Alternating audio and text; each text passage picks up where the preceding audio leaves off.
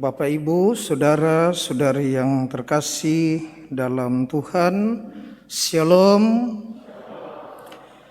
Kebebasan telah sekian lama menjadi pembicaraan para ahli, baik di bidang sosial, di bidang moral, di bidang hukum, di bidang agama, dan seterusnya. Lalu apa yang dipahami oleh Gereja Katolik perihal kebebasan?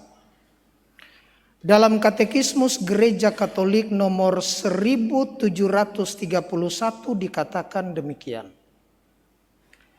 Kebebasan merupakan kemampuan yang berakar dari akal budi dan kehendak untuk melakukan ini dan itu, supaya mereka yang melakukannya dengan sadar. Itulah kebebasan yang dimengerti oleh gereja. Di samping banyak definisi tentang kebebasan lainnya. Dalam Injil, Yesus mengajarkan perihal kebebasan, bahwa setiap pengikutnya mampu memilih untuk mengasihi dengan suatu prioritas. Dikatakan tadi dalam Injil, jika seorang datang kepadaku dan ia tidak membenci bapaknya, ibunya, istrinya, anak-anaknya, saudara laki-laki, perempuan, saudari perempuan, nyawanya sendiri, tidak layak menjadi pengikutku, muridku.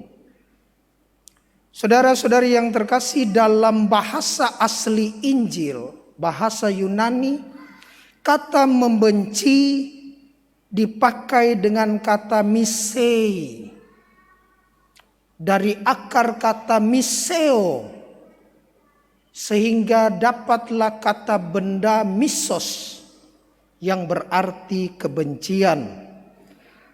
Nah, orang-orang Semit suka menggabungkan ide-ide yang berpasangan, satu pasang, tetapi mereka tidak menjelaskan warna tengahnya. Dalam konteks ini, miseo dimengerti bukan membenci, tetapi dimengerti dengan kurang mengasihi atau reject, menolak mengasihi. Orang yang terikat, orang yang terbelenggu, orang yang melekat, ia akan mengutamakan keluarga dibanding mendengarkan panggilan Allah.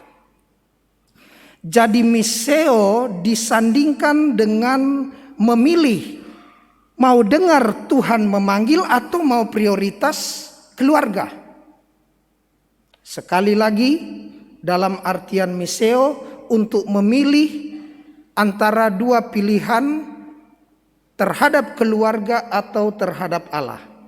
Sebentar Bapak Ibu, nanti kita mulai. Kalau begitu pastor bagaimana? Mulai sekarang saya bagaimana terhadap istri? Saya bagaimana terhadap orang tua, anak-anak? Saudara-saudari yang terkasih dalam Tuhan, mentalitas keegoisan yang selalu ketika Allah memanggil dan tidak mau mendengar, itulah yang dikikis Yesus, mau dikikis Yesus dalam bacaan Injil pada hari ini. Selanjutnya Yesus memberikan gambaran mengenai seorang yang membangun rumah, pasti dia akan membangun menara, pasti dia akan membuat perhitungan-perhitungan yang matang. Seorang raja yang membuat strategi perang, pasti dia akan melakukan perundingan-perundingan dan pertimbangan-pertimbangan dengan musuhnya.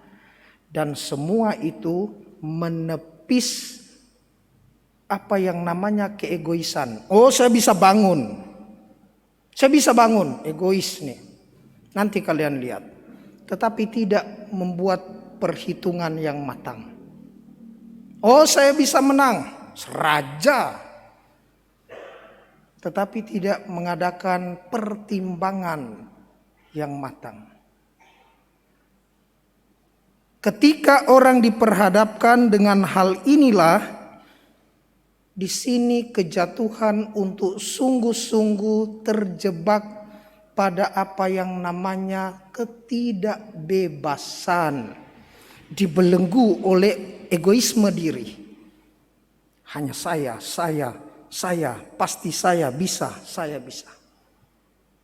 Saudara-saudari yang terkasih, pada akhirnya Yesus menegaskan di akhir Injil, demikianlah setiap orang di antara kamu yang tidak melepaskan diri, yang tidak bebas, yang masih terikat, masih terbelenggu, menolak miseo dari segala miliknya, tidak dapat menjadi muridku.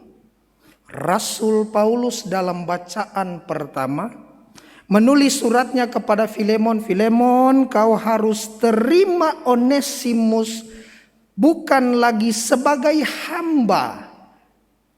Karena zaman perbudakan, hamba itu bisa menjadi budak yang sungguh-sungguh dikendalikan tanpa kebebasan. Apa yang tuannya yang perintahkan karena dia sudah dibayar, harus dia lakukan. Bukan hanya soal bekerja, bahkan dikebiri. Bukan main, tidak ada kebebasan. Tapi Paulus mengatakan, tolong terima dia bukan lagi sebagai hamba, budak yang tidak merdeka, melainkan sebagai saudara terkasih dalam Kristus. Pertanyaannya, apa yang harus kita lakukan untuk beroleh kebebasan dalam beriman untuk mengasihi Tuhan dan sesama? Saudara terkasih, sekali lagi saya mau tegaskan bahwa Tuhan Yesus tidak sedang memprovokasi untuk membenci orang tua, membenci pasangan, membenci anak-anak, membenci saudara-saudari, membenci nyawa sendiri. Tidak. Tetapi kita diminta untuk bijaksana dalam mengasihi. Sebagaimana yang dikatakan dalam bacaan pertama, mohonkan rahmat, roh kebijaksanaan, Roh Kudus agar supaya kita mengasihi secara proporsional. Tuhan adalah nomor satu, itu pasti. Dan yang lainnya disusun dalam skala valorum, priority. Disusun dalam tangga-tangga nilai prioritas. Ini menjadi penting.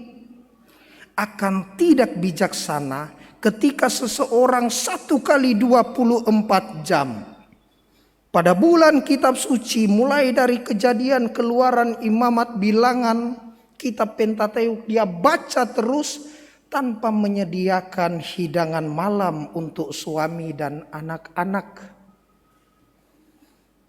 Tidak bijaksana seorang suami yang 1 kali 24 jam hadir di gereja sebagai panitia, lalu mengabaikan tanggung jawab di rumah. Maka kita diminta juga termasuk di dalam bulan kitab suci nasional ini untuk menjadi orang-orang yang bijaksana.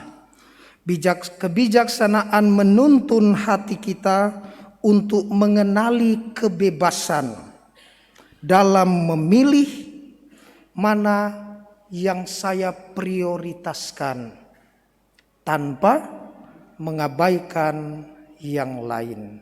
Semoga demikian.